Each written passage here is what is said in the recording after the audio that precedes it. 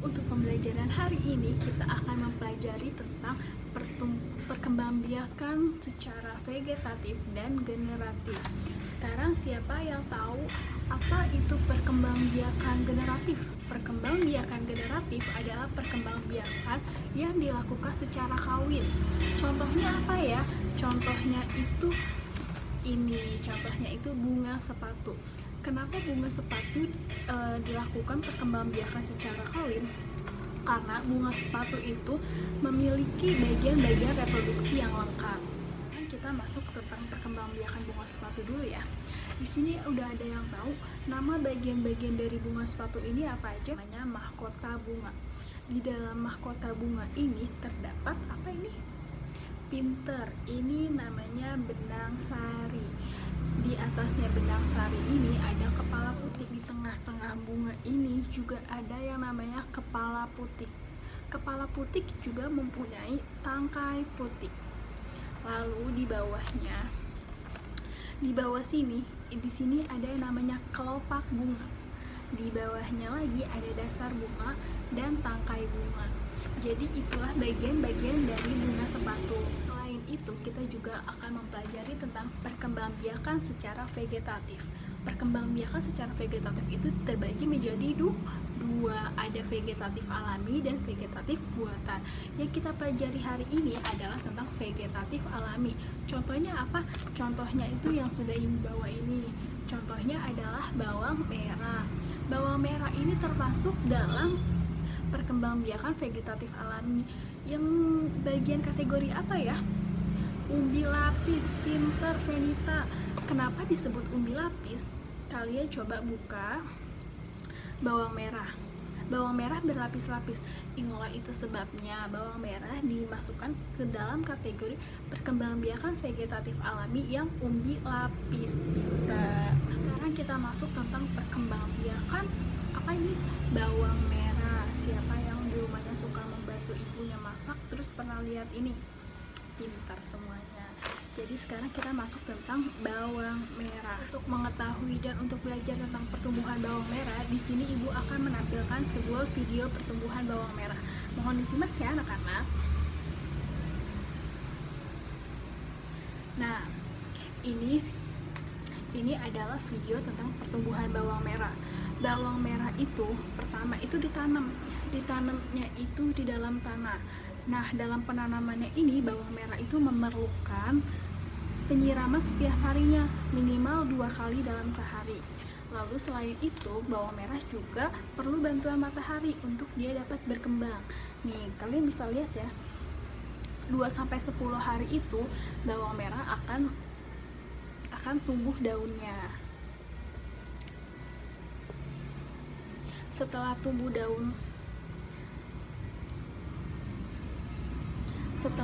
daun seperti ini, bawang merah akan dikasih pupuk tambahan. Nah, setelah dikasih pupuk tambahan 60-90 hari bawang merah sudah siap dipanen. Nah, sekarang kalian semua udah pada membawa bunga sepatu dan bawang merah yang ibu suruh bawa kan?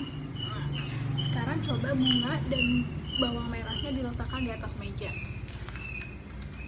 Udah disiapin bunga dan bawang merahnya.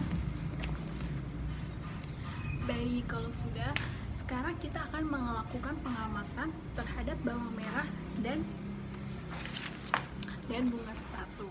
Nah, sekarang kita coba yang bunga sepatu dulu ya. Ayo coba dilihat bunga sepatunya diletakkan di atas meja ya. Sudah bawa alat pencapitnya atau pincatnya? Sudah. Sekarang kalian coba ambil bagian bunganya ini satu-satu, lalu diletakkan di lembar kerja ini sesuai dengan namanya. Misalnya di sini ada mahkota bunga. Mahkota bunga yang mana ya? Coba dari sini kalian ambil, lalu kalian cabut dan kalian tempelkan di kotak yang telah disediakan di sini. Lalu di lembar kedua ini ada tentang gambar bawang merah. Nah, tentang gambar bawang merah di sini kalian gambar tentang pertumbuhan bawang merah yang sudah ibu tampilkan tadi melalui video. Kalian gambar mulai dia dari pertumbuhannya, mulai berapa lamanya dan sampai dia menjadi bawang merah. Nah, Jadi hari ini kita belajar tentang perkembangbiakan tumbuhan secara vegetatif dan generatif. Yang vegetatif kita belajar tentang vegetatif alami. Setelah kalian paham tentang perkembangbiakan tumbuhan secara vegetatif dan generatif, video micro teaching dari saya Marwa Andi, kurang lebihnya mohon maaf. Assalamualaikum warahmatullahi wabarakatuh.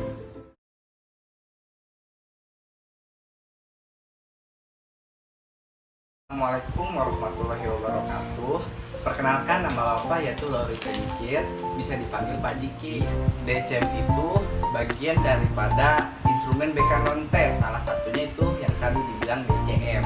Nah, jadi DCM ini salah satu instrumen yang memang kita harus melihat ya beberapa data yang nantinya itu untuk memecahkan masalah atau memancing dan merangsang masalah itu tersebut. Masalah yang pernah dialami oleh individu ataupun peserta didik. Masalah yaitu biasanya terdiri kepada pribadi, yaitu terkait jasmani, terkait rohani, ataupun sosial dan keluarga dan lain sebagainya. Intinya terkait permasalahan yang pernah dialami oleh peserta didik. Oke, adapun tujuan dari DCM yang pertama yaitu untuk memudahkan peserta didik atau siswa yang memang pernah mengalami masalahnya sekarang ataupun yang pernah dialaminya, seperti itu. Yang kedua yaitu memudahkan guru BK untuk menentukan masalah yang dialami oleh siswa ataupun pribadi. Nah, jadi dengan alat lain dan lain sebagainya, jadi bisa menentukan permasalahan yang bisa ditemukan oleh pribadinya. Nah, yang ketiga ataupun yang terakhir yaitu untuk memudahkan guru BK. Nah, memudahkan guru BK dalam hal apa? Dalam memberikan saran prioritas, yaitu dengan sesuai layanan bimbingan dan konseling. Nah, itulah pengertian dan tujuan daripada DCM. Lalu bagaimana sih cara mengimplementasikannya DCM? Nah, adapun untuk mengimplementasikan atau cara untuk mengisi DCM, yang pertama nanti Bapak akan memberikan instrumen selembaran ataupun selembar instrumen anak-anak nanti mengisi biodata yang sudah disiapkan di selembaran instrumen tersebut. Baik anak-anak, setelah anak-anak mengisi biodata yang tadi selembaran instrumen tersebut, anak-anak bisa memilih ataupun mengisi dari apa yang memang menjadikan diri pribadinya anak-anak sendiri. Misal sesuai kondisi apa yang sekarang dialami, seperti itu. Nah, lalu ini bukan hanya terkait benar dan salah, hal itu tidak ada. Hanya yang ada itu terkait bagaimana kondisi anak-anak sekarang yang dialaminya. Nah, lalu saya pikir ya, ataupun Bapak pikir di sini anak-anak tidak boleh menyontek kepada temannya satu sama lain, karena ini bukan hanya terkait benar dan salah yang tadi Bapak sampaikan. Mengapa demikian? Ini ketergantungan terkait bagaimana caranya anak-anak mengisi sesuai kondisinya masing-masing. Seperti itu, anak-anak bisa mengerjakan secara jujur ya dan pribadinya masing-masing.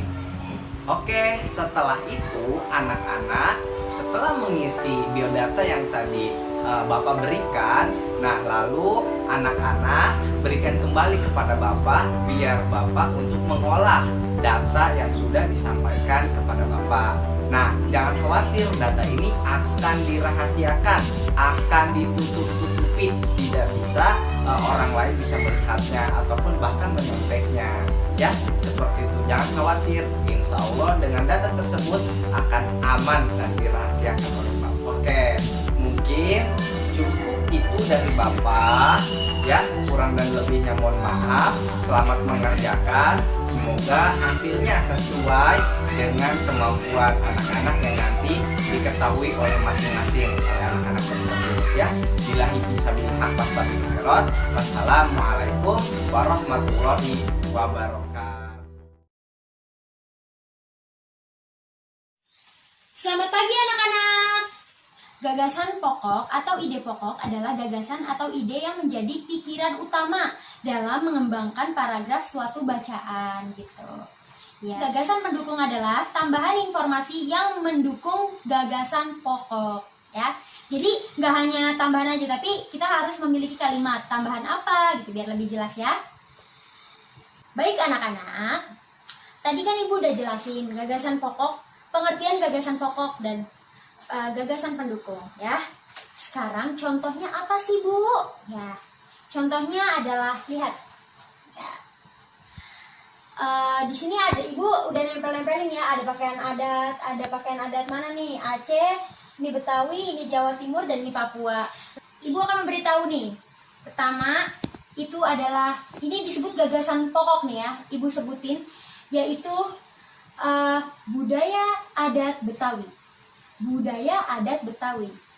Oke, Ibu akan contohkan dulu satu ya, satu. Ya. Jadi budaya Betawi adalah budaya yang memiliki. Nah, dari budaya Betawi itu merupakan gagasan utama atau ide pokok ya. Kalau misalnya adalah bla bla bla, itu baru dinamakan gagasan pendukung. Jadi, oke, ulangin. Budaya Betawi, gagasan pokok adalah budaya yang memiliki rumah bernama kabaya dan makanan khasnya adalah kerak telur.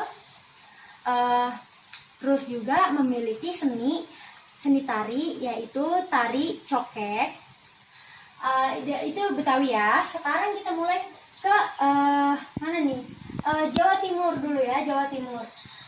Dari ini pakaian ada Jawa Timur, ini rumahnya ya. Kesimpulan pada pelajaran bahasa Indonesia tentang gagasan pokok atau gagasan utama serta gagasan pendukung ini adalah, jadi Indonesia memiliki banyak budaya. Jadi Indonesia itu kaya akan budaya serta memiliki tradisi yang berbeda dan ciri khas tentunya ya, yang berbeda pula. Ya seperti ini, seperti pakaian adatnya, terus yang makanan ciri-ciri makanan khasnya serta keseniannya, misalnya kayak tariknya gitu. Itu anak-anak. Assalamualaikum. Saya Afifah Zahra, kelas 6J, Prodi Pendidikan Guru Sekolah Dasar, Universitas Muhammadiyah Profesor Dr. Hamka, yang ingin menampilkan video pembelajaran kelas 2, tema 7, subtema 1, pembelajaran 1, mengenai pecahan. Disimak baik-baik ya. Sebelum masuk kelas, kita cuci tangan dulu ya.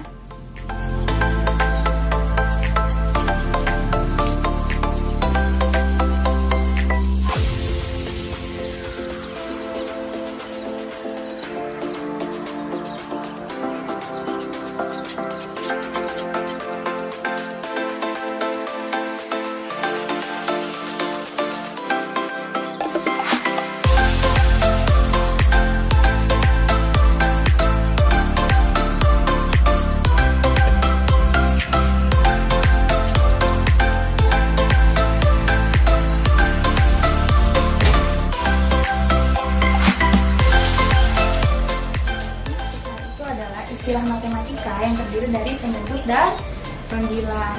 Ya, di sini Ibu mau menjelaskan sedikit media pembelajaran yang Ibu bawa hari ini. Nah, Ibu bawa 2 media pembelajaran nih. Yang pertama ada buah pir, dan yang kedua ada apa ini? Ayo, ada yang bisa baca? Iya benar, namanya puzzle pecahan. Sebelum kita ke puzzle pecahan, Ibu mau menjelaskan sedikit konsep pecahan menggunakan buah pir. 1/2 jadinya, karena apa? 1 buah pir dibelah menjadi berapa? Iya, 2 bagian. Setelah kita menemukan konsep pecahan menggunakan buah pir, lanjut ya, Ibu jelasin dengan menggunakan media puzzle pecahan. Ya teman-teman, perhatiin ya teman-teman, ini ada berapa kalau digabungin? Ada 1. Kalau Ibu belah menjadi 2, jadi berapa? Jadi 2, iya. Jadi nilai pecahannya berapa ya? 1/2, iya. Kita coba teman-teman tunjuk yang nilainya 1/2 ada di kotak mana? Iya benar, ada di sebelah sini. Sekarang masukin deh. Nah, terus lanjut ya. 1/2. Setelah 1/2, ibu mau nanya nih, yang angkanya menunjukkan nilai pecahan 1/4 yang mana ya? Yang ujung, iya, pintar banget. 1/4 ini.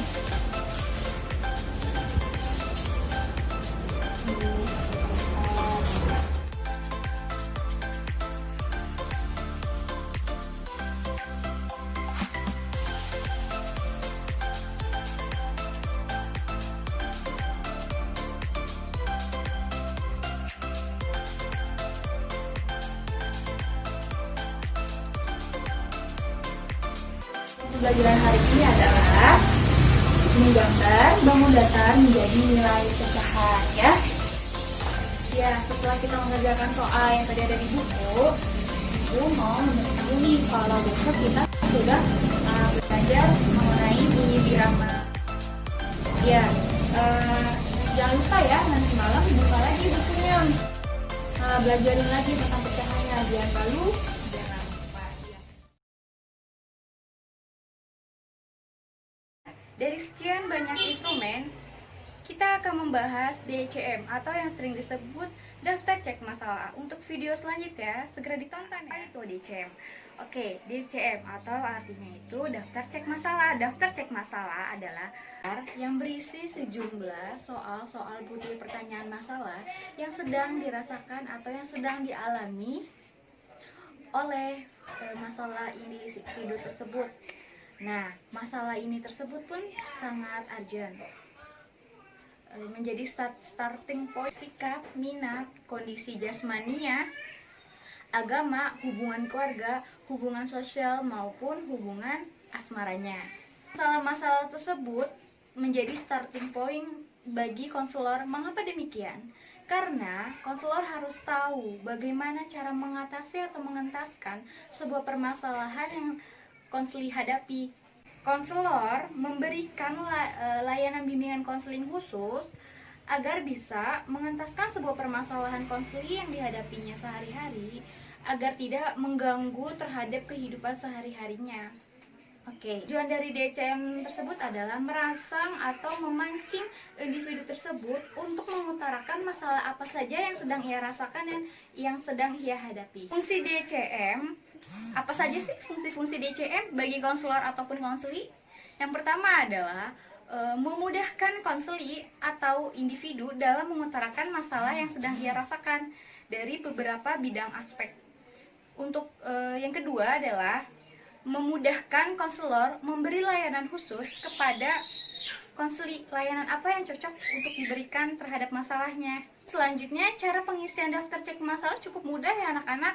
Anak-anak cukup menulis nama, kelas, dan tanggal pelaksanaan yang kita ujikan pada hari ini.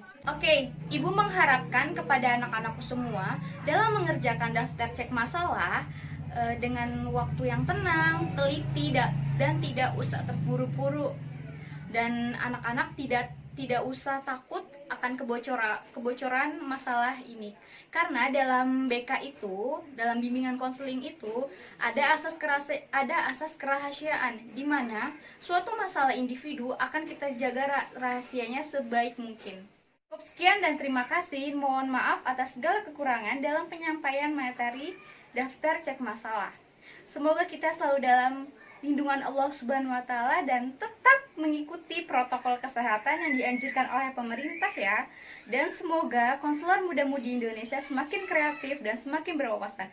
Kurang lebihnya mohon maaf. Wabillahi taufiq wassalam. Assalamualaikum warahmatullahi wabarakatuh. Assalamualaikum warahmatullahi wabarakatuh. Hai anak-anak semua, apa kabar kalian? Semoga tetap sehat ya meski di rumah. Oke, hari ini sebelum belajar kalian harus mengecek lingkungan sekitar kalian belajar. Sudah bersih belum? Baiklah, kalau sudah bersih, semangat belum belajar hari ini? Biar nambah semangat, kita tepukan dulu yuk. Ikuti ya. Nih, Saya bisa, saya belajar bersemangat. Saya bisa, saya belajar bersemangat. Saya bisa, saya belajar. Saya bisa, saya belajar. Saya bisa, saya belajar bersemangat. Ore, semangat ya anak-anak semua. Nah, hari ini kita akan belajar tema 7, yaitu indahnya keberagaman di negeriku. Oh iya anak-anak, ada yang pernah lihat tidak tulisan Bhinneka Tunggal Ika? Ayo, ada di mana? Ya, tulisan tersebut berada pada lambang negara kita, yaitu pada kaki burung Garuda. Bhinneka Tunggal Ika yang berarti berbeda-beda tetap satu jua. Nah, biar lebih paham, yuk simak video berikut. Budaya, agama, ras, dan bahasa saling berbaur jadi satu. Persatuan di tengah perbedaan inilah yang menjadi ciri khas bangsa Indonesia sejak dulu. Tercermin dalam semboyan Bhinneka Tunggal Ika, perbedaan bukanlah jadi penghalang tersatukannya tiap individu di Nusantara, melainkan perbedaanlah yang mempersatukan kita. Namun realitanya, isu perpecahan dan intoleransi yang kian marak jadi faktor pemecah belah keutuhan suatu bangsa. Belakangan ini, negeri kita tercinta dihantam berbagai permasalahan internal, terutama soal integrasi nasional. Kurangnya sikap toleransi jadi pemercik utama rusaknya kerukunan antar sesama. Beragam tindakan-tindakan negatif, mulai dari penyebaran pesan intoleran, isu berbau rasisme, hingga ujaran kebencian kian berkembang pesat di sekitaran masyarakat. Akibatnya, berbagai konflik internal pun muncul, dan hal tersebut lantas memicu terjadinya pergesekan antara kelompok mayoritas kepada minoritas. Sikap merasa paling benar dan main hakim sendiri, lambat laun berujung pada tindakan kekerasan dan vandalisme. Bayangkan jika seandainya posisi kita berada di lingkaran minoritas, besar kemungkinan bisa saja kita diperlakukan secara diskriminatif. Pada dasarnya, intoleransi tidak hanya terbatas pada sikap membenci perbedaan pandangan pribadi saja. Intoleransi juga bisa muncul melalui perbedaan latar belakang suku, budaya, bahkan ras sekalipun. Nggak dapat dipungkiri pula, agama pun kini dijadikan sebagai kekuatan politik oleh segerombolan pelaku intoleransi. Perlahan, sikap toleransi mulai memudar dari waktu ke waktu, dan segelintir oknum cenderung ingin menang sendiri demi kepentingan pribadinya. Sebagai umat muslim yang cinta damai, salah satu sikap dasar yang harus ditanamkan dalam kehidupan sehari-hari adalah sikap saling menghormati dan menghargai kepada sesama. Sejatinya, Islam mengajak kepada umatnya untuk selalu menjalin kehidupan yang harmonis kepada manusia lainnya. Dan Islam juga sangat menjunjung tinggi keadilan bagi siapa saja tanpa memandang apapun latar belakangnya. Termaktub di dalam surat Al-Mumtahanah ayat ke-8, Allah sebenarnya telah mengingatkan kita untuk selalu menghormati kepada sesama. Allah Ta'ala berfirman,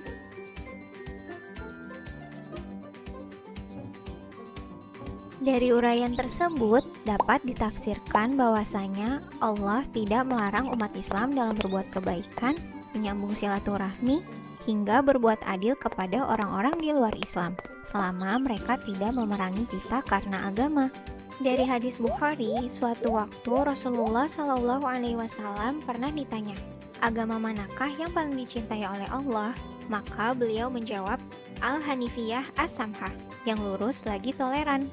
As-Samhah berasal dari kata tasamuh, yang merujuk pada makna toleransi. Hadis tersebut sering digunakan sebagai rujukan Islam untuk mendukung sikap toleransi. Dengan berpegang teguh pada nilai-nilai Pancasila, kita seharusnya dapat meningkatkan rasa persaudaraan kepada antar sesama. Mencegah perpecahan akibat perbedaan adalah tugas kita semua sebagai warga negara Indonesia demi menjaga keutuhan bangsa. Hal tersebut dapat diwujudkan dengan menerapkan sikap toleransi di dalam kehidupan sehari-hari sedari dini. Hal-hal sederhana seperti membimbing anak-anak untuk menghormati pendapat orang lain, hingga mengajarkan mereka untuk tidak mendiskriminasi suku, agama, dan ras dalam pergaulan adalah sebagian contoh sikap toleransi. Selain itu, kita juga bisa memulainya dengan membuka pikiran untuk lebih saling menghargai dan menerima perbedaan yang ada. Bukankah manusia itu diciptakan berbeda-beda dengan segala keunikannya? Terlebih di Indonesia memiliki beragam suku, adat, dan ras yang heterogen. Maka sudah saatnya kita bersatu padu tanpa sekat. Terima kasih, tunggu video selanjutnya ya. Download Kita Umroh di Play Store dan di App Store sekarang. Nah, tadi sudah disaksikan ya videonya. Kemudian Bapak ingin bertanya, coba sebutkan apa saja perbedaan yang ada di Indonesia. Tentu banyak ya, seperti agama, suku, budaya, dan juga ras. Nah, sekarang bagaimana tanggapan kamu terhadap perbedaan tersebut? Nah, perbedaan dari tanggapan tersebut tentunya kita harus saling toleransi, yaitu saling menyayangi, saling menghargai, saling mengasihi antar sesama umat beragama ataupun beda ras dan juga suku. Seperti itu ya anak-anak. Nah, kita mulai pembelajaran dari membaca. Kita biasakan budaya membaca. Kalian buka ya pada tema 7 subtema 1.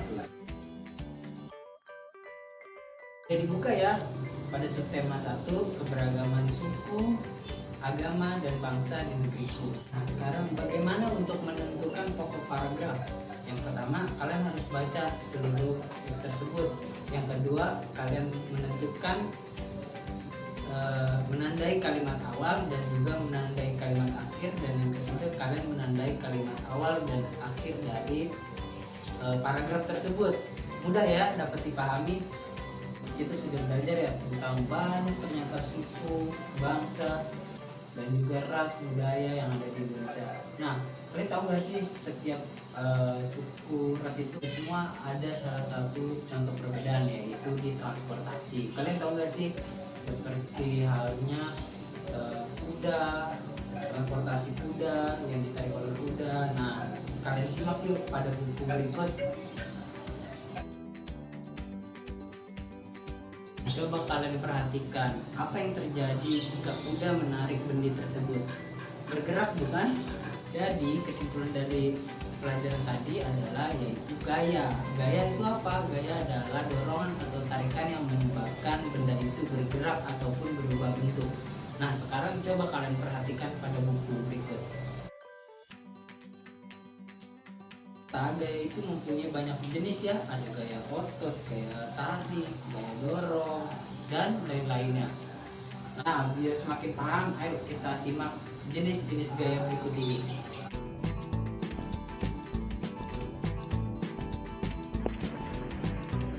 Ya, sudah siap untuk belajar? Ya, perhatikan. Sekarang kita akan belajar mengenai gaya. Jadi, apa sih yang dimaksud dengan gaya? Gaya adalah dorongan atau tarikan yang menyebabkan sebuah benda mengalami perubahan letak atau posisi. Gaya terbagi menjadi 3 macam. Yang pertama adalah gaya gravitasi. Apa sih gaya gravitasi itu? Gravitasi adalah semua gaya tarik-menarik yang terjadi antara semua partikel yang mempunyai massa di alam semesta. Gaya gravitasi bumi sering disebut juga gaya tarik bumi. Contohnya, ketika sebuah apel terjatuh dari atas pohon, apel jatuh ke bawah sehingga berada di permukaan tanah. Selanjutnya adalah gaya magnet. Apa sih gaya magnet itu? Tarikan atau dorongan yang disebabkan oleh magnet disebut dengan gaya magnet. Magnet memiliki 2 kutub, yakni kutub utara dan kutub selatan. Apabila 2 magnet yang memiliki kutub yang sama dipertemukan, akan mengalami tolak-menolak. Bagaimana jika magnet yang berbeda kutubnya dipertemukan?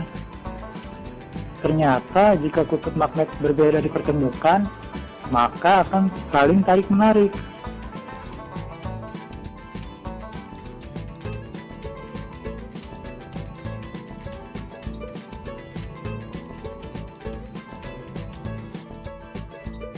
Contoh, benda-benda yang memiliki gaya magnet adalah kompas, yaitu alat penunjuk arah.